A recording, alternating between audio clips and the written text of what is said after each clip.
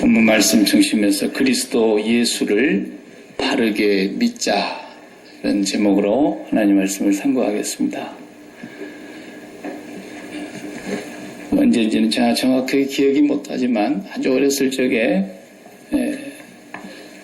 본 영화가 하나가 기억이 나는데, 잃어버린 법궤를 찾아서, 이런 영화였습니다. 스티븐 스필버그 감독이 만든 걸로 알고 있는데, 옛날 이스라엘 백성들이 모세 쪽에 만들었던 법궤, 그것이 어딘가는 있을 거 아니냐 그래가지고 이제 가상으로 역사적인 이 고증을 통해서 역사학자들, 고고학자들, 훌륭한 대학 교수들의 그런 연구를 바탕으로 어디만큼에서 법궤가 사라졌을까, 이걸 찾아내는 것을 소재로 하는 영화였습니다. 그 뒤로도 이게 시리즈로 해서 계속해서 나왔어요. 레이더스라는 영화도 나오고, 그 뒤로 나왔는데 제가 보지는 못했지만 첫 번째 한 번을 봤어요. 그 보물찾기 영화는 되게 공통점이 있습니다. 대부분 안 봐도 빤한 스토리지만 열심히 보물을 찾는 사람이 있어요. 고고학을 동원하고 역사학자들의 지식을 동원하고 현지 교수들의 도움을 받아가지고 어디만큼 보물이 있을 거다라는 것을, 또 그런 거 보면 보물 지도도 또 있어요. 그 지도를 또 해석해내는 어려움이 있지만 뭔가 그것을 찾아가는 스릴이 있습니다. 그런데 또 반대편에 또 한 장면이 등장을 합니다. 꼭 나쁜 놈들이 나옵니다. 얘네들은 손 하나 까딱하지 않고 멀찌감치 자기들을 따라가는 것을 눈치채지 못하는 거리에서 계속 따라만 가는 거예요. 결정적인 순간에 이제 보물을 주인공이 찾지 않습니까? 그럼 그 주인공을 탁 덮치는 것이 악당들이 하는 거예요. 그래서 이제 악당들이 그 사람을 탁 죽이고 그냥 보물을 단숨에 뺏어가는 것은 안 돼요. 왜냐하면 나오는 길도 그 사람 따라야 나오니까, 나오는 길을 못 찾으면 보물 가지면 뭐합니까? 죽으니까. 나오는 길까지 그 주인을 주연하는 사람 쭉 따라와가지고 이제 끝판에 다 나왔다 싶을 때 주연을 죽이고 자기들이 보물을 차지하려는 것이죠. 그 나쁜 악당들이 꼭 뒤에 나와가지고 이제 영화가 이렇게 스릴이 있는 거예요. 그런데 오늘 말씀드리려고 하는 내용은, 신앙이라고 하는 것은 그 보물찾기가 똑같다는 것을 얘기하려고 하는 거예요. 보물찾기. 초등학교 다닐 때 소풍의 파이널 마지막 이벤트가 보물찾기 상품 주는 거 아닙니까? 그러면 선생님이 다들 맛있게 밥 먹느라고 정신이 빠져갖고 있는 순간에 혼자 선생님이 어디로 가서 야무지게 숨겨놓고 온단 말이에요.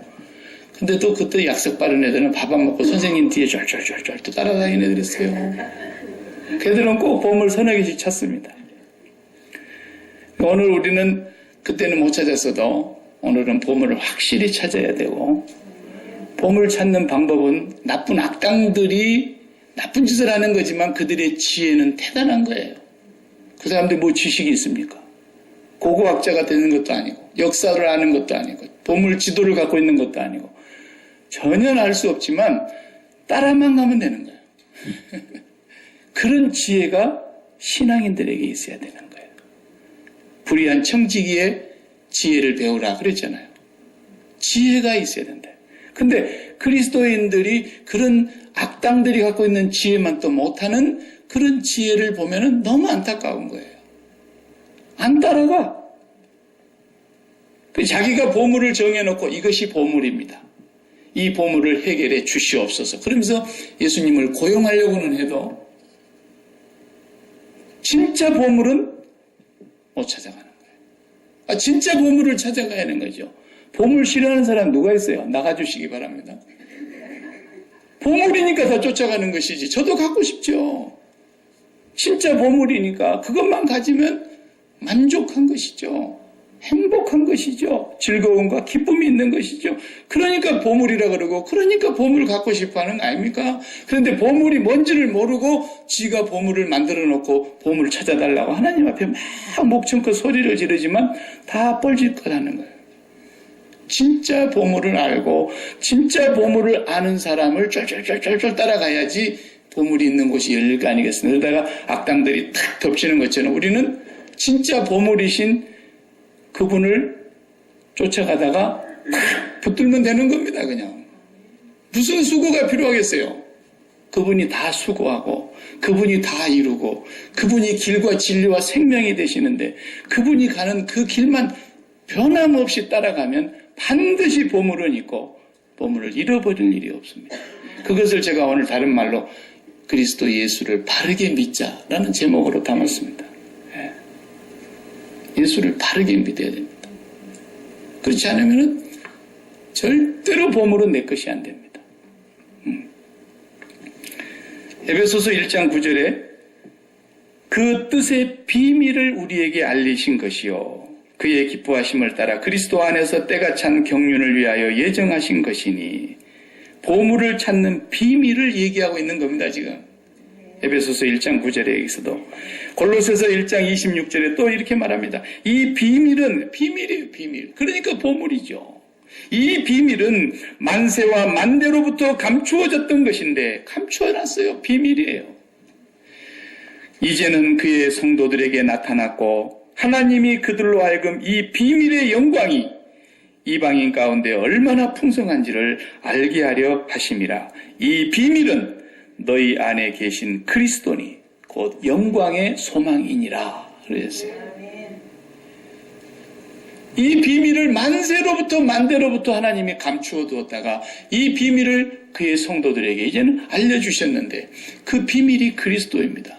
그렇기 때문에 그 그리스도가 우리의 보물을 제대로 알고 계시고 그 보물을 찾는 방법도 알고 계시고 보물이 어디 있다는 것도 알고 계시고 그분은 보물 지도예요. 비밀이었는데 이제는 성도들에게 나타나셨어요. 그러니까 그분을 우리가 정확하게 따라가기만 하면 그리고 그분이 보물이 이거야 그러면 탁 덮치기만 하면 되는 거예요. 네. 그게 신앙생활인 겁니다. 신앙생활은 평생 보물 찾기를 하는데 보물을 찾고야 말고 그 보물을 끝까지 잃어버리지 않고 관리할 수 있고 그 보물이 내 것이 되게 하는 것. 그게 신앙생활입니다. 그 예수님을 가까이 하고 예수님 따라가라고 지금 성경이 이 비밀이신 예수님이 세상에 오셨단 말이에요. 네. 그러려면은 악당들만 또 못해서는 안 되잖아요.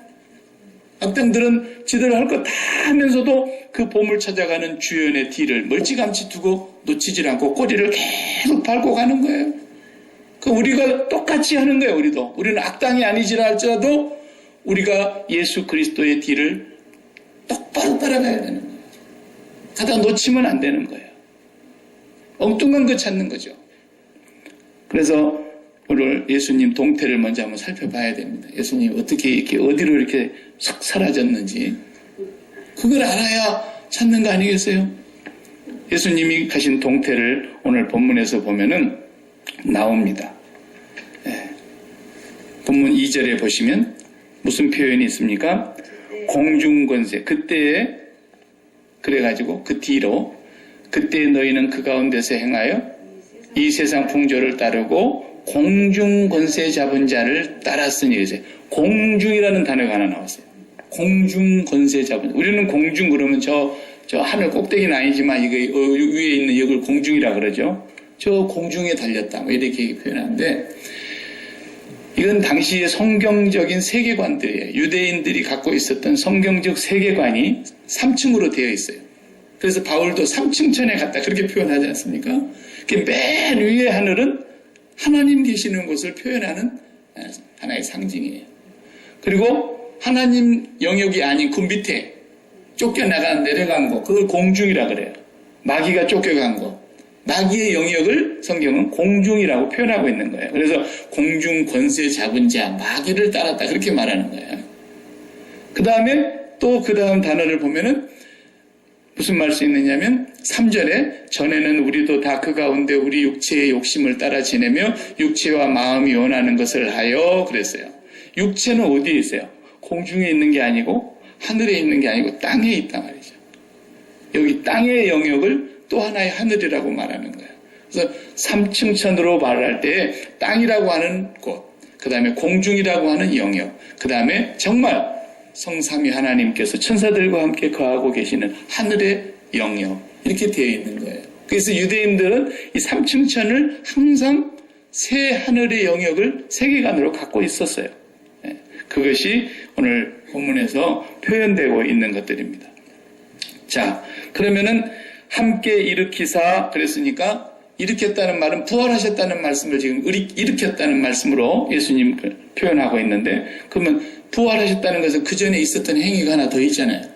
죽으셨다라는 거죠. 죽으셨으니까 하나님이 죽은 자 가운데서 일으키신 것이죠. 그래서 이 영역이 예수님께서 활동하신 영역이니까 예수님 동태를 잘 살펴봐야 돼요. 본디 그분이 어디 계셨어요? 본디 계신 곳이 하늘에 계셨어요. 그렇죠? 네. 사람의 몸을 입고 성육신 하시기 전까지는 하늘에 계셨어요. 창세전에 영원토록 하나님은 성령 안에서 성부 아버지와 함께 계셨어요. 그러다가 땅으로 오실 때는 우리와 같은 똑같은 육체를 입으시고 성육신 하셨어요. 그리고 30살 동안 이제 부모님과 함께 살았다 그랬는데 어디에 태어났다 그랬죠?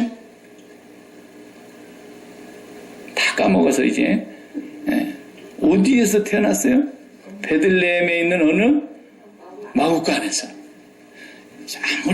아무리 가난해도요 마구간에서 태어나는 사람은 없습니다.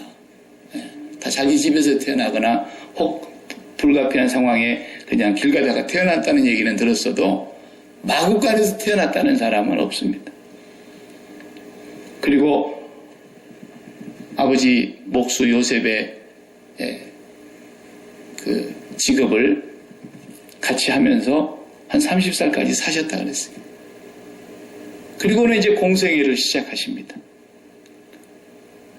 독생자로서 이 땅에 오신 그리스도의 그 뜻을 성취하려고 하나님께서 그리스도로 보내신, 메시아로 보내신 그 뜻을 이제 이루시려고 공생애를 3년 정도 했다 그랬습니다. 그리고는 그 능력 많은 양반이 십자가에서 죽으십니다. 그리고 하나님은 그를 죽은 자 가운데서 사흘 만에 약속대로 성경대로 다시 일으키셨습니다. 그 다음에 어떻게 하셨습니까? 세상에 며칠 계셨습니까? 부활하시고 40일가량 계셨다 그랬습니다. 그리고는 그냥 나올게 그러고 총총히 가버렸습니다. 예수님의 그 큰 그림, 그분의 행적, 그분의 동태를 쭉 살펴보면은 그것이 예수님의 움직이시는 그림입니다. 아무리 바빠도, 아무리 급해도, 그래도 부활하셨으니까 빌라도한테는 한번 갔다 와야 되는데, 정치 똑바로 이 자식아 이렇게 한마디 하든지, 헤롯한테라도 한번 가가지고 이 여우 같은 놈아, 평소도 여우라 그랬으니까 헤롯을 보고는 이 불안당 같은 여우야 그러면서 헤롯한테도 한번 가도, 뭐 그 잘난 바리새인들 그 많은 숫자들 다 불러 모아놓고, 그런데 주님은 그런 사람들에게 구원의 그림자도 안 보내주는 거예요. 흔적도 안 보여주시는 거예요. 회개할 기회조차도 주시지 않는 거예요. 그리고 그냥 총총히 제자들 단속 좀 해놓고 낙심해가지고 기가 팍 죽어가지고 부끄러워서 얼굴도 못 내밀 그 제자들 갈릴리 바닷가에까지 쫓아가가지고 다시 단속해놓고 주님은 바로 승천을 하셨습니다. 결론은 뭐냐? 이 땅에 보물이 있다 없다? 없다라는 거예요. 오병이어의 기적을 일으키니까 임금님 해달라고 그렇게 하는데도 임금님 되는 게 보물입니까? 아니에요. 그 정도 어려움을 당하고 고통을 당하고 외적의 침입을 받고 한 번도 나라가 자유로울 때가 없이 다윗의 때 잠깐을 빼고는 거의 지배 아래 있었던 그 나라를 한 번이라도 주님이 좀 살펴보시고 고통당하는 그런 사람들을 돌보면서 나라의 독립을 한번 얘기를 해주신다든지 전혀 입도 뻥끗 안 해요. 승천하시려고 하는 그 자리에 주님 이제 이스라엘을 회복할 때가 지금입니까? 오늘 독립할 줄 알고 있는데 사람들이 불러 모아가지고 막 감남산에 구름대처럼 몰려오는데 그냥 가버리는 거예요. 이 땅에 보물이 있다 없다? 없다라는 거예요. 만대로부터 감추어준 그 비밀, 그 예수 그리스도가 이 땅에 오셔서 우리에게 진정한 보물을 갖게 해주시려고 하는데 그 보물을 찾으려고 수많은 사람이 예수님을 따라 붙었는데 땅에 보물이 없더라니까요. 가시잖아요. 땅에 보물이 있는 줄로, 땅에서 뭐 행복이 있는 줄로, 땅에서 즐거움과 기쁨과 만족이 있는 줄로 생각하고 그 땅의 것을 비전으로 삼고 그 땅의 것을 얻기 위해서 열정을 가지고 큰 대망을 품고, 근데 기독교가 아닌 거예요. 그런 것을 하나님을 불러다가 여기 보물이 있는데 왜 당신은 나를 보지 않느냐고, 내가 보물을 찾고 싶어서 몸부림치는데 왜 가져가느냐고, 돌려달라고 이렇게 기도하는 그 목이 찢어지도록 주여 주여 삼창하면서 하는 것들이 다 뭐예요? 다 쓸데없는 것들이에요. 내가 나중에 또 한번 설교할 텐데 주기도문 아니면 전부 거짓말입니다. 내가 그걸 증거를 보여드리려고 그래요. 주기도문이 아니면 기도가 아니에요. 주기도문에 입각하고 주기도문의 그 정신을 이어가지 않는 기도는 절대 기도가 아니라는 걸 알아야 돼요. 이 기도가 바뀌지 않는 한은 보물이 뭔지를 모르는 거예요. 절대로. 네. 예수님께서 철저하게 이 세상을 뒤로 한 채 간다, 다시 오마, 그 한마디 남기고 가셔버렸습니다. 우리가 이제 몇 년이 지나서 점점 이제 당사자들을 빼놓고는 상처도 많이 국민들 속에서 사라져가고 있는 세월호 사건. 세월호 선장은 가만히 있으라 그랬다죠? 계속 방송을 그렇게 했다죠? 나도 그 방송 들었어요. 뉴스에서. 움직이지 말고 가만히 있어. 전부 배 안에 있었어요. 선장이 그러니까 그 방송 듣고 다 그대로 있었어요. 그래놓고 지 혼자 몰래 빠져나왔어요. 그게 사람입니까? 나간다고 판단이 됐으면 다 내보내놓고 나가든지 아니면 같이라도 나오든지 함께라도 나오든지. 우리 주님은 반드시 침몰할 지구라고 하는 타이타닉호, 이 지구라고 하는 세월호, 반드시 우리는 그 세월 앞에 무릎을 꿇게 되는 날이 올 텐데 거기서 빠져나오라고 주님이 말씀하신 것이 아니라 주님이 직접 오셔서 우리를 거기서 빼내 가시려고 당신이 죽고 하나님께서 그를 다시 일으키시고 우리를 향해서 말씀하시기를 평소에 늘 하시던 그 말씀이 그 뜻이었던 거예요. 네가 네 자신을 부인하고 자기 십자가를 지지 않고는 절대로 나를 못 따라올 거다. 아무리 보물을 갖고 싶어도 그 길을 통과하지 않으면 못 빠져나간다. 그렇기 때문에 우리 주님은 이 지구라는 이 타이타닉호를 빠져나가기 위해서 죽음으로 구멍을 뚫으신 겁니다. 죽어야 이 세월을 빠져나가는 거기 때문에. 그래서 별세하셨다 그러잖아요. 죽은 사람. 영적으로도 똑같은 겁니다. 이 세상에 대하여 죽지 않고는 절대로 그 주님을 따를 수도 없고 주님이 가신 길을 함께 할 수가 없기 때문에 주님은 친히 오셔서 죽으시고 부활하시면서 길과 진리와 생명이 되어주신 것입니다. 그리고 우리를 보고 야, 이 지구는 반드시 끝난다. 내가 만든 이 온 우주가 끝나는 날이 오고 타이타닉호는 하나님도 빠뜨릴 수 없는 배라고 호언장담했지만 대서양어는 한복판에서 빙산에 부딪혀서 그냥 순식간에 빠져서 수천 명이 죽은 것처럼 너희가 살아가고 있는 이 인간 세월, 이 인간 세월호는 반드시 침몰할 때가 온다. 여기서 빠져나가자. 나와 같이 세상에 대하여 죽자. 너는 안 죽어도 돼. 내가 대신 죽을게. 그러나 나의 죽음을 너의 죽음으로 믿고 받아들여라. 네가 세상에 대해서 죽은 자라는 걸 날마다 시인해라. 그리고 주님과 함께 빠져나가라고. 주님의 동태가 그렇게 되어 있는 거예요. 보물이 거기에 있는 거예요. 절대 절대로 그 길을 통과하지 않고, 그래서 주님이 계속해서 자기를 부인하고 자기 십자가를 지지 아니한 자는 내게 합당치 않고 계속 그러는 거예요. 땅에 뭐 보물이 있는 줄 알고 그 보물을 미워하지 아니하면 결단코 안 된다는 것을. 그 보물을 빼앗는 가장 원수가 자기 집안 식구일 것이라고. 왜? 피는 물보다 진하기 때문에. 이 세상에 우리가 보물이 없다는 것을 분명하게 말씀하고 있는 것입니다. 바울은 늦게나마 그래도 하나님의 긍휼로 회개할 기회를 얻었기 때문에 같은 바리새인이었지만, 그래서 눈을 뜨고 보니까 진짜 보물을 알고 나니까 세상의 모든 것이 어떻게 보였더라? 배설물로 보였더라. 배설물로 보였더라. 사도 요한도 이 세상과 세상에 있는 것을 사랑하지 마라. 그건 육신의 정욕이요 안목의 정욕이요 이생의 자랑이니 다 아버지께로 쫓아온 것이 아니라 세상으로부터 온 것인데, 이 세상도 그 정욕도 다 끝나는 날이 오지만 아버지의 뜻대로 행하는 자는 영원히 살 것이다. 그렇게 말씀했어요. 이 세상에 보물 없습니다. 그래서 오늘 이러한 전 이해를 가지고 오늘 본문을 깊이 들여다보면 그리스도 예수를 바르게 믿는다는 것이 무엇인가를 우리가 알 수 있게 해놓았습니다.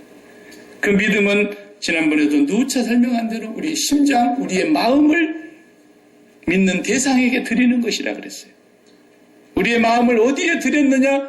드렸다고 하는 그 행동은 이유가 있어서 드린 거예요.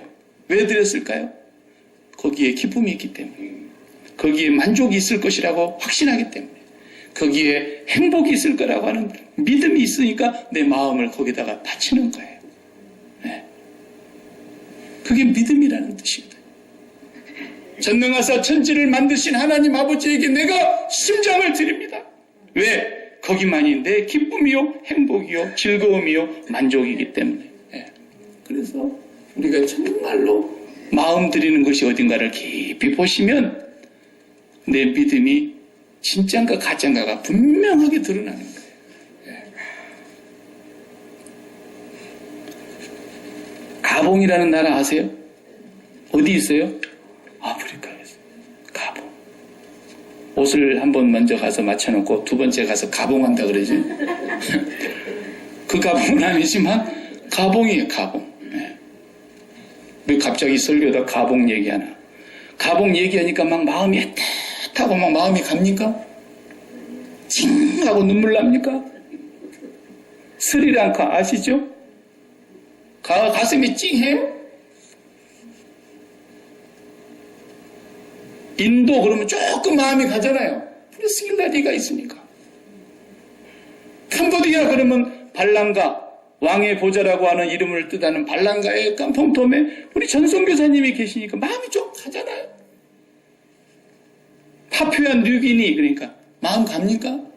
혹시 몰라 거기 빌딩 사는 사람 있는지 몰라. 마음이 안 가요. 왜? 나하고 아무 상관이 없는 거예요. 이걸 보고 성경은 뭐라고 표현합니까? 죽었다. 그렇게 표현한 거예요. 성경에서 죽으면 그런 걸 말하는 거예요. 다 아무 상관없어요. 사람마다 특징이 다 있어요. 저는 머리털 나고 지금까지 컴퓨터 게임에 빠져본 적이 없어요. 한 번도. 하나도 컴퓨터 게임을 해본 일이 없다니까 제가. 아무 재미가 없어요. 어떤 사람은 또 그게 재미있대요. 사람마다 취향이 다르죠. 나는 컴퓨터 게임에 대해서 죽은 사람입니다. 천하없는 게임을 우리 애들이 그렇게 잘해도 나는 좋은 아빠는 못했어요. 같이 한번 해야 되는데 한 번도 안 했어요. 게임에 대해서 죽은 사람. 아무 상관이 없다니까요. 가봉 그러니까 뭐 마음에 가는 데가 있어요? 가봉에 유학 보내는 자식 있나요? 하나님 나라. 뭐 마음에 감동이 옵니까? 가슴이 찡합니까? 거기엔 누가 계시는데? 잘 진단을 해보셔야 되는 거예요. 남자가 오니까 여자들하고 처자식들이 다 졸졸졸졸 다 따라왔잖아요. 우리 집 얘기예요. 내가 이곳에 한 달 반 먼저 왔었다. 캐나다에.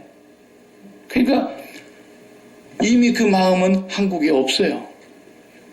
마음이 이쪽으로 다 와버렸지. 몸뚱아리는 아직 한국에 있었어요.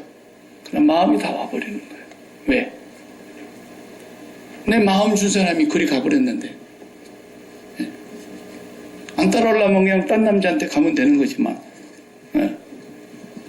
우리가 정말 예수님의 동태를 살펴보니까 보물 찾는 악당들도 주인공 따라가듯이 우리가 예수님의 동태가 어떻게 되는가 쭉 보니까 성삼위 하나님과 창세전부터 영원토록 영광 가운데 거하시며 그 아버지의 영광을 예수 그리스도에게 주시고 그리스도에게 있는 그 영광이 아버지에게도 서로 주고받으시면서 창세전에 누렸던 그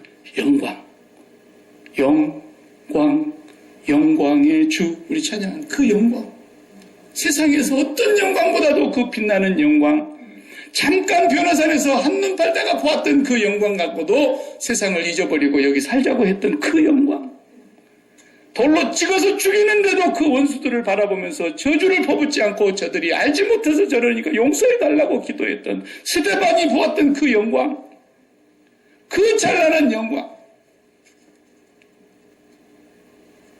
그곳에 그 영광이 있는데 그 하나님의 나라의 영광을 보물로 여기지 아니하고 세상을 보물이라고 생각하니까 세상의 문제는 가슴이 찡한데 하나님 나라에는 밋밋하고 이게 술인지 물인지 술에 물을 탄 거지 물에 술을 탄 거지 그런 말이 있죠.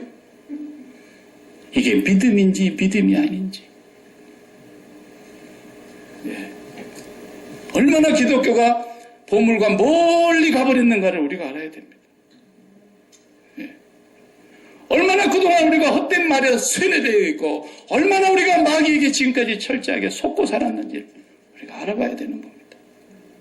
그것을 오늘 본문에 이렇게 말했습니다. 그때에 너희는 그 가운데서 행하였다. 이 세상 풍조를 따랐다.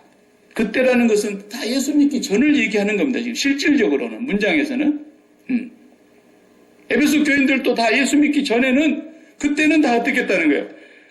허물과 죄로 죽은 상태에서 그 가운데서 행하면서 이 세상 풍조를 따르고 공중 권세 잡은 자 마귀를 따르고 지금 곧 불순종의 아들들 가운데서 역사하는 그 영 사탄을 따랐고 2장 3절을 읽어보세요. 전에는 우리도 당시에 그 에베소 교인들은 우리도 그랬지만 여기 우리 소망교회 우리도 다 그 가운데서 우리 육체의 욕심을 따라 지내며 육체와 마음에 원하는 것을 하여 다른 이들과 같이 본질상 진노의 자녀이었더니 1절에서 허물과 죄로 죽었다는 말씀을 먼저 하시는데 허물과 죄로 죽은 우리를 살리셨다 선언을 하시면서 그 허물과 죄로 죽었을 때 우리가 어땠는지 아느냐? 이 세상 풍조를 쫓았다. 공중의 권세 잡은 자를 따랐다. 그리고 육체와 마음이 원하는 대로 하여 하고 싶은 대로 살았고 갖고 싶은 대로 가졌고 먹고 싶은 대로 먹었고 모든 것을 내 마음에 원하는 것에 좋으면 다 했지 않냐. 본질상 하나님의 진노의 자녀였다. 여기에 허물과 죄라는 것은 허물이라는 것은 파라푸토마라는 뜻인데 그 허물이라는 단어는 이게 어디 높은 곳에서 혹은 이렇게 다 잘 정리된 곳에서 떨어졌다 그런 뜻이에요. 물건을 잘 정리해냈는데 그 선반에서 뚝 떨어졌다. 그럴 때 파라푸토마래 허물. 경로를 이탈했다. 제자리에서 벗어났다. 그런 뜻이에요. 그리고 그 다음에 나오는 죄라는 단어는 하마르티아. 이것은 표적에서 빗나갔다. 그런 뜻이고요. 그러니까 허물과 죄라는 말은 하나님이 우리가 따라가야 될 그 길인데 예수 그리스도가 우리의 길인데 그분을 바짝 쫓아서 따라가는 것이 아니었다라는 것이고 그 다음에 표적은 하나님께로 가는 것인데 그 하마르티아 표적에서 빗나갔다라는 거예요. 그러니까 우리가 그때 다 그렇게 살았죠. 하나님을 몰랐던 우리가 다 그렇게 살 수밖에 없었고 우리는 경로를 이탈해서 표적에서 빗나가는 삶을 살고 있었어요. 그것이 이 세상 풍조 따라간 거예요. 이 세상에서 좋다는 건 나도 좋아했고 이 세상에서 보물이라는 건 나도 보물이라 그러고 그걸 얻기를 위해서 수단과 방법을 다 동원했고 육체와 마음이 원하는 건 눈에 보기에 좋은 건 다 쫓아갔고 하나님의 진노의 자녀였다 이렇게 말하고 있지 않습니까? 이것이 죽은 자의 모습입니다. 우리가 다 그렇게 죽었던 사람들이었는데 하나님이 살리셨습니다. 어떻게 살리셨습니까? 4절에 불쌍히 여기시는 하나님, 긍휼이 풍성하신 하나님이 우리를 사랑하신 그 큰 사랑을 인하여, 그 큰 사랑이 뭐예요? 그리스도께서 십자가에 죽으신 사랑, 하나님이 세상을 이처럼 사랑하사 독생자를 주신 그 사랑, 그래서 허물로 죽은, 5절에 보면 허물로 죽은 우리를 그리스도와 함께 살리셨고 너희는 은혜로 구원을 받은 것이다. 은혜로 구원받은 것이다. 그러니까 자랑할 것이 없다고 성경은 얘기하지 않습니까? 네. 우리가 죽은 상태에서 살아난 겁니다. 인간의 힘으로는 이 공중 권세 잡은 자에게서 벗어날 자가 아무도 없어요. 누구도 못 벗어납니다. 아무리 발버둥쳐도 벗어날 수가 없습니다. 그래서 사단에게 유혹을 당한 아담 이후에 모든 인간은 그 죽음에서 벗어날 자가 없이 됐어요. 그래서 예수님께서 이 사람을 구원하시려고, 그러니까요, 우리의 편에서는 하나님이 보물이지만, 그리고 그 보물을 얻게 해주시는 길과 진리와 생명이 예수 그리스도이지만, 하나님의 나라의 편에서 볼 때는 하나님은 보물이 뭐게요? 하나님은 우리가 보물인 거예요. 그 백성, 그 자녀를 잃어버리지 않으시기 위해서 다시 구원하시려고, 보물을 찾으시려고 예수님을 보내신 거라 이 말이에요. 그럼 우리가 그 보물을 찾기 위해서 우리도 그 예수님을 따라서, 그래서 그분을 우리는 중보자로 삼고 따라가는 거 아닙니까? 우리의 유일한 중보자 예수 그리스도를 따라가는 겁니다. 근데 그분은 보물이 땅에 없었다라는 것입니다. 그래서 땅에 대해서 죽어야 된다는 것이 바로 십자가 사건인 것입니다. 죄를 안 짓고 회개를 안 하면 좋겠지만 죄를 안 지을 수가 있어야죠. 도저히 죄를 안 지을 수가 없는 것이 인간이란 말이에요. 그래서 루터는 회개가 습관화되어야 된다 그랬어요. 아주 회개는 습관이 돼야 된다. 그 말은 무슨 말이냐면 어제 죄 짓고 또 죄 짓고 금방 또 잘못했다 그러고 또 돌아가서 죄 짓고 또 잘못, 그런 반질반질한 거 말고, 여기서 루터가 말하려고 하는 것은 루터의 신학을 십자가의 신학이라 그러잖아요. 루터는 가장 습관화된 회개는 뭐냐? 날마다 십자가에서 죽는 거라 그랬어요. 그것을 데일리 베프티즘, 매일 세례, 매일 침례, 이렇게 자기는 얘기를 했던 거예요. 자기 신학에서. 사도 바울은 날마다 죽노라, 그렇게 표현을 했던 거죠. 그것이 가장 정확한 회개라는 거예요. 매일 죽음.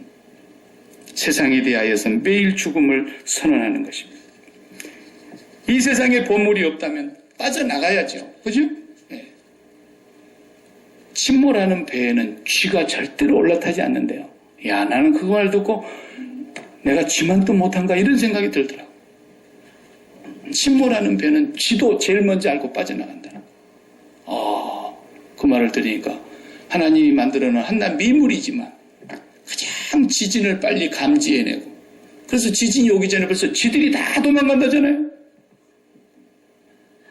침몰하는 배는 쥐도 올라타질 않는데 이 세월호라고 하는 이 지구는 반드시 어떤 인간이 세월을 이깁니까?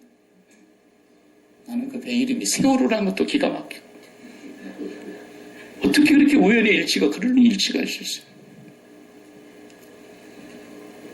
반드시 침몰하는 것인데 쥐만 또 못해서는 안 되잖아요. 그래서 주님은 빠져나가자. 내가 죽음으로써 구멍을 뚫었다. 그리고 하나님은 나를 부활하여 너희들 나와 함께 죽으면 나와 함께 일으킨다. 그리고 나와 함께 올라간다. 오늘 본문에 보면 함께를 3번을 쓰고 있는 거예요. 3번을. 6절을 보시면, 5절 6절을 보십시오. 허물로 죽은 우리를 그리스도와 함께 살리셨고, 그 다음에 6절에 또 함께 일으키셨고, 그 다음에 그리스도 안에서 함께 하늘에 앉히시니, 거기까지 따라가는 거예요. 우리가. 예수를 믿는 사람은 하늘의 보좌에 이미 안치움 받은 자라는 거예요. 그래서 우리의 시민권은 그래서 하늘에 있다 그랬고, 위의 것을 찾으라 그랬고 땅의 것을 찾지 말라 그랬고, 그 보물은 그리스도 예수 안에 있는, 감추어져 있는 하나님이라는 거예요. 제가 지난 수요일날 질문했잖아요. 부자가 아브라함의 품에 있는 나사로를 보니까 물 한 방울만 그러는데, 그 물 한 방울도 긍휼을 베풀어 줄 수 없는 그 지옥, 그리고 나사로는 아브라함의 품에 하늘나라에 있는 거예요. 어디 가실래요? 뭐 할래요? 거지 할래요? 부자 할래요? 당연히 거지하죠. 그걸 쳐다보고도 부자하겠다는 사람은 그게 사람입니까? 쥐맛도 못한 거지. 그러나 그렇게 눈으로 보여주는 걸 선택하는 건 믿음이 아닙니다. 그냥 리스판스 하는 거예요. 뜨거라. 이런 거예요. 아니, 뜨거운 불이 손에 닿는데 그러면, 괜히 상당히 뜨겁네. 그러고, 이런 사람이 있어요? 천국을 그렇게 보여주는데, 그게 무슨 믿음이 필요합니까? 하나님은 그런 걸 믿음이라고 하지 않습니다. 바라는 것들의 실상인 그것을 믿음으로 바라보는 겁니다. 믿음으로 결단하고 선택하는 것입니다. 네가 임마누엘을 선택하라는 것입니다. 돈이 너와 함께 있는 것이 임마누엘이냐? 이 땅에 건강이라는 것이 최고인 줄 알고 건강이 너의 임마누엘이냐? 임마누 건강이냐? 임마누 돈이냐? 임마누 엘이냐? 엘은 하나님이거든. 엘로힘.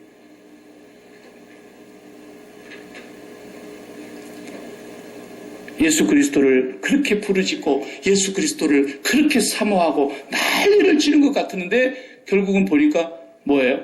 돈 해결해달라고, 건강 해결해달라고, 죽는 거 해결해달라고, 사업 해결해달라고, 우리 자녀 해결해달라고. 그게 신앙입니까? 임마누 건강, 임마누 돈, 임마누 사업, 임마누 자녀, 임마누 명예, 임마누 출생, 임마누 할렐루 돈이죠. 할렐루 야가 이제 야자는 야외 야자거든요.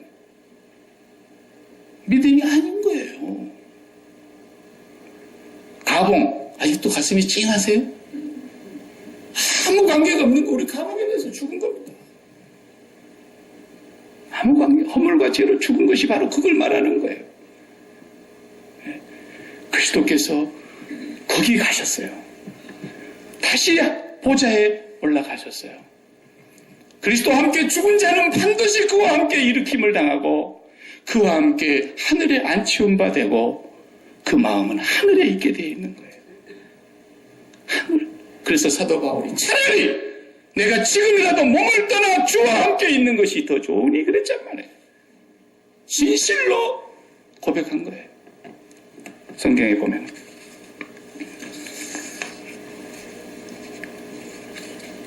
주님이 우리에게 말씀하시고자 했던 보물은 하나님 아버지였습니다. 하나님 아버지. 앞으로도 이산가족 찾기가 잘 되기를 바랍니다만 그저 50년 만 60년 만에 이렇게 혈육을 만나니까 돌아가신 분도 다 계시고 어쩌다가 90세 넘으셔가지고 그냥 연로하신 아버지 겨우 부축을 받고 북한에서 이렇게 내려오시면 판문점이나 금강산에서 만나잖아요. 그러면 그냥 그 아버지 붙들고 목을 놓아 울고 절 받으세요. 맛있는 거 잡수세요. 선물 받으세요. 그리고 3일 뒤에 헤어지잖아요. 안 만나는 게 낫겠어 나는. 그런 잔인한 것이 어디 있어요? 그리 잔인한 게. 그리고는 화병이 나가지고 그리워하다가 죽는 사람들이 더 많다잖아요 지금. 그 아버지 우리 집에 모시고 갔으면 그리 좋겠는데 왜? 북한보다 남한이 훨씬 잘 사니까. 저렇게까지는 안 할 것 같으니까. 아무리 못 산들 북한만 하겠냐. 그러니까 아버지를 남한으로 모시고 가고 싶어도 안 되는 거예요. 현실이. 안 되는 거예요. 사실 모시고 온다고 하면은 짐됩니다. 한 석 달은 그냥 아버지 그러면서 그냥 부둥켜 껴안고 비비고 난리를 쳐도요. 그분 풍 와갖고 중풍 와갖고 쓰러져 있어 봐요. 그리고 이제 받아내게 생겼어 봐요. 자식된 도리로서는 다 할 수 있죠 물론. 그러나 그 아버지에게서 뭘 얻을 게 있습니까? 북한에 땅이라도 사뒀답니까? 돈이라도 많이 벌어가지고 어디 저축해 놓은 게 있답니까? 아무 조건이 없어요. 왜? 아버지라고 하는 한 가지 사실 때문에. 그 아버지를 아버지라고 불러보지도 못하고 60년이라는 세월을 지내온 한많은 세월 때문에 아버지 병들어도 좋고 쓰러져서 죽는 한이 있더라도 내가 모시고 싶다라는 것이 육신의 아버지를 가진 사람들의 심정이었는 거예요. 아무 기대할 수 없는 아버지일지라도. 그러나 우리는 하늘 아버지가 그런 분 아니잖아요. 그 아버지 집에 가고 싶습니까? 그 아버지 함께하고 싶습니까? 그 아버지의 나라 날마다 마음으로 바라보고 있습니까? 그 아버지 부르기만 해도 가슴이 찡하고 코끝이 찡해옵니까? 그렇다면 여러분 마음 거기 있는 거 분명한 겁니다. 하나님은 인정하실 것입니다. 우리 주님 가신 동태를 잘 살펴보시기 바랍니다. 그렇다고 해서 우리가 이 세상에서 그러면 지지리도 못 나고 이제는 뭐 항상 가난해야 되고 그냥 항상 티코만 타고 다녀야 되고 그냥 항상 집도 그냥 허름한 데서만 살아야 되고 그런 얘기가 아니잖아요. 우리가 하나님께 모든 걸 맡긴다는 것은 아버지가 이제 있다는 거예요. 고하는 아버지가 없으니까 자기가 자수성가를 해야 되기 때문에 몸부림을 쳐서라도 어떻게 살아남기 위해서 발버둥을 쳐야 되지만 우리는 아버지가 있단 말이에요. 아버지가. 북한의 같은 그런 힘없는 아버지가 아닌 전능하신 아버지가 있다. 나를 그토록 사랑하여 독생자를 주시기까지 사랑하신 아버지가 있다는 거예요. 나를 최고의 보물로 여기셔서 독생자를 죽이시기까지도 나를 보물로 여기시는 그 아버지가 있다는 거예요. 그 아버지에게 맡긴다는 것이 뭐냐? 여러분들이 여권 가지고 비행기표 끊어가지고 공항에 딱 나가면 여권만 내밀고 신분만 딱 확인되면 짐 몇 개예요? 딱 묻잖아요. 짐 2개입니다. 그러면 그냥 싫어요. 그리고 비행기 자리에 딱 자기 자리에 앉아있으면 짐 걱정합니까? 공항 가면 다 제 시간에 짐 나와 갖고 있어요. 조금만 기다리면 나와요. 그런 거예요. 그런 거예요. 그 아버지가 있다니까요. 그 아버지를 사랑하고 그 아버지 안으로 들어가기 위해서 그 아버지와 함께하는 것을 눈물로 사모하며 오늘 또 주님의 십자가를 붙잡고 세상에 대하여서 죽고 그 말은 내가 가지고 있는 이 세상의 모든 짐을 신경 쓰지 말고 여권만 내밀고 가라 이거예요. 아버지 안으로만 들어가면 짐은 따라오게 돼 있으니까. 아버지가 다 관리한다는 거예요. 그래서 죽게 생겼으면 죽는 거예요. 멋있게 죽는 거예요. 아버지 이제는 내가 눈을 감아도 여한이 없습니다. 그리고 가는 거예요. 뭘 더 살려고 발버둥을 칠 거 뭐가 있냔 말이에요. 이미 예전에 그리스도와 함께 세상에서 죽은 사람들인데 이것이 주님이 우리를 향해서 보물의 길을 열어놓으신 생명의 길이고 진리의 길인 것입니다. 자녀가 보물일 것 같습니까? 애물단지가 안 되면 감사하세요. 그냥. 절대로 자녀 보물 아니에요. 자녀들에게 똑바로 가르치세요. 이 세상에 보물 없단다. 정신 차리고 예수 잘 믿어라. 그 말하고 자식은 아버지 것이니까 신경 꺼요. 네. 다 신경 꺼요. 건강 신경 꺼요. 사도 바울만큼 인생의 문제를 많이 갖고 있는 사람은 저는 아직까지 못 봤어요. 사도 바울만큼 인생에 무거운 사람이 없어요. 동족이 배신하고 이방인이 배신하고 유대인이 배신하고 그리고 그냥 간 데마다 돌로 맞은 데도 있고 감옥에 가고 채찍으로 3번, 5번 맞고 배가 파손되고 굶고 죽고 헐벗고 마지막은 쓸쓸하고 차디찬 캄캄한 감옥에 갇혀있다가 끌려나가서 목이 댕강 날아간 사람이에요. 그래도 나는 날마다 죽노라 그랬기 때문에 날마다 하나님과 함께 살았던 거예요. 나는 지금이라도 몸을 떠나 그리스도와 함께 있으면 좋겠다고 그렇게 애원하고 소원했던 길을 저는 촘촘히 간 거예요. 네. 이게 기독교예요. 하나님과 함께 살면 그 어떤 것도 끊을 수 없는 하나님의 사랑이 있기 때문에 이것이 주님 가신 길이고 그 그리스도의 동태를 살피면서 그리스도와 함께 죽고 그리스도와 함께 일으킴을 당하고 그리스도와 함께 하늘의 보좌에 앉고 이것이 그리스도인인 거예요. 매일 죽음, 매일 십자가 생활화. 그게 기독교인 거예요. 그게 성탄절의 진정한 의미인 것이죠. 이 성탄절이 아니면 우리가 무엇이 행복이 있겠어요? 그래서 주님 오신 그날이 소중한 것입니다. 땅에 마음 두지 않기를 바랍니다. 여러분 사업하시면서 가장 잘해야 될 일이 그리스도 예수를 따라가는 겁니다. 여러분 자식 키우면서 가장 잘해야 될 일이 그리스도 예수를 따라가는 거예요. 신앙생활 가장 잘하는 건 그리스도 예수를 따라가는 거예요. 다른 길이 없어요. 나머지 길은 하나님께서 어떻게 하실지는 모르겠지만 그저 하나님께서 허락하시면은 무조건 감사하시고 끝으로 한경직 목사님 일화를 제가 새벽기도 시간에 잠깐 얘기했는데 우리 영락교회 제1대 목사님이신 한경직 목사님 하시면 한국에서 참 성자라고 불리울 만큼 존경받는 인물이 사실이잖아요.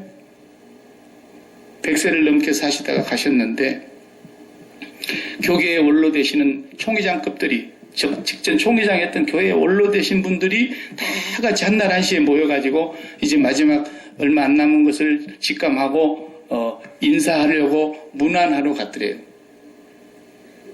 그리고 이제 정신이 아직 그래도 알아볼 만 하실 때니까 병실에서 이제 인사하고 담소를 나누다가 헤어지면서 떠나는데 마지막 한 목사님께서 그 후배들에게 한마디를 하셨는데 무슨 말씀하신지 아세요? 목사님들 예수 잘 믿으세요. 그랬어요. 네. 한국교회를 부탁합니다. 이런 말씀 안 해줬어요. 그 큰 어른이 목사님들 예수 잘 믿으세요. 그랬어요. 예수 잘 믿는다는 게 뭔지 아시겠죠? 세상에 대해서 죽지 않으면 거기는 절대로 보물은 없어요. 여러분 주변에 예수 믿는 형제들도 있고 가까운 이웃들도 있고 친척들도 있고 친구들도 있지만 그들에게 똑바로 얘기하세요. 그리고 똑바로 우리가 살면 오늘 본문에 약속한 대로 하나님께서 우리를 통해서 하시려고 하시는 것이 뭐예요? 7절에 이는 그리스도 예수 안에서 우리에게 자비하심으로써 그 은혜의 지극히 풍성함을 오고 오는 여러 세대에 나타내려 하심이라. 우리를 통해서 나타내시려고 하신 것입니다. 기도하십시오. 아버지, 그리스도 예수를 바르게 믿는 것이 무엇인가를 오늘 또 아버지께서 우리에게 에베소서의 말씀을 통해서 다시 한번 이 성탄의 시즌에 재확인하며 우리의 믿음의 길을 정돈할 수 있게 해주셔서 감사합니다. 주님, 우리가 가는 길은 주님께서 가신 길인지 과연 날마다 점검할 수 있게 해주시고 진정 우리가 참 보물을 찾아서 그 보물의 길이 되시고 진리가 되시고 생명이 되시는 그리스도와 함께 가고 있는 것인지 매일매일 점검할 수 있는 저희가 되게 하옵소서. 예수님의 이름으로 기도하옵나이다. 아멘. 아멘.